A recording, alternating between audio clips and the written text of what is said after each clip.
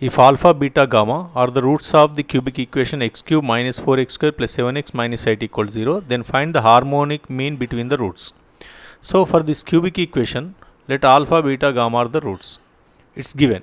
So sum of the roots alpha plus beta plus gamma is what? Minus of minus 4 by leading coefficient, that is 4. Now roots taken 2 at a time, alpha, beta, beta, gamma, alpha, gamma is equals to, so coefficient of x by 1. Next, alpha, beta, gamma, product of the roots is what? Minus of constant by leading coefficient, that is 8. Now harmonic mean of alpha, beta, gamma is 3 by 1 by alpha plus 1 by beta plus 1 by gamma, that is 3 by LCM is alpha, beta, gamma, alpha cancel, beta, gamma, here beta, beta cancel, alpha, gamma, here gamma, gamma cancel, alpha, beta. Now this is nothing but alpha, beta, gamma goes into numerator, that is 3 alpha, beta, gamma by alpha, beta, beta, gamma, alpha, gamma.